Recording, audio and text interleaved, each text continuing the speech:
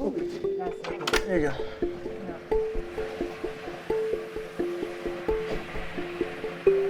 Hey there. Does that feel okay? All right.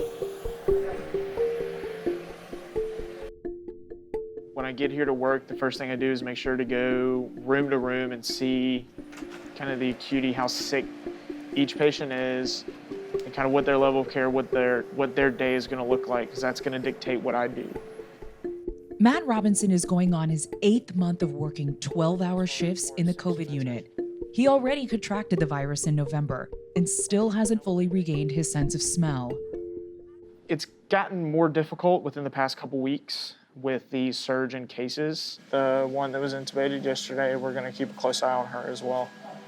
There has been plenty of times where I get emotionally attached because I am that link between the family and the patient. Because their families aren't allowed to see them, you get to know them. There's been plenty of times where I'll walk around the corner and get choked up. Like I'm getting choked up right now thinking about some of the cases that I get really close and they're no longer here.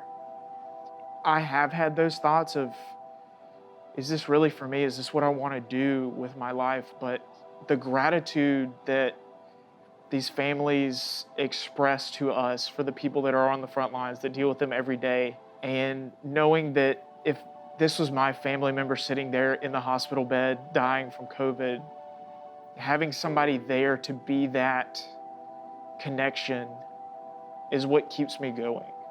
Robinson and the thousands of other hospital workers across the state were promised a vaccine this week. On Monday, just one box arrived with 975 doses. State health officials decided to save them as a, quote, backup supply, expecting that the rest of the doses would arrive by the end of the week. Right now, Tennessee has the highest infection rate in the country, and Shelby County has had the most total cases in Tennessee. Gladys Harris has had to manage the surge in real time. It's a 48-bed unit. And when we started, we probably was housing about anywhere from 10 to 12 patients.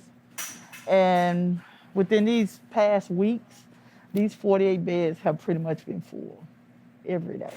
These numbers are climbing every day. The patients are really becoming sicker. Paperwork. That is funny. A return label. Don't think we're going to return that.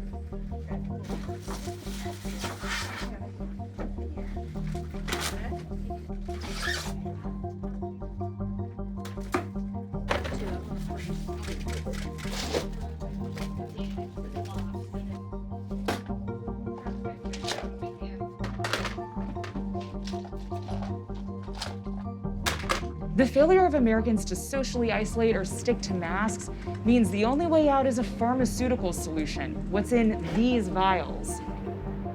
HHS says that it expects 20 million doses of the Pfizer vaccine by the end of the month, and the government says it will send out 6 million doses of Moderna's version as early as next week. It's almost like opening at Christmas time. The vaccine's coming with what we call an ancillary kit. All of the stuff necessary to facilitate a vaccine. Marian Wickers may be one of the most important people in the country right now. She's in charge of getting the vaccine from the manufacturer's warehouse into people's arms as fast as possible. For our vaccines, we have a central distributor, McKesson Medical, and they are using UPS and FedEx to distribute the vaccine. The Pfizer vaccine is going to be a little bit different. Pfizer is doing the distribution. They're using UPS and FedEx as well, but we're all part of that. Right now, the Pfizer vaccine is the one healthcare workers are getting across the country. And on Thursday morning, it's the one that Robinson and Harris finally got.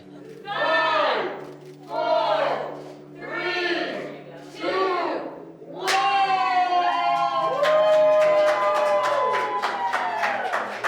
How long have you been waiting for this moment?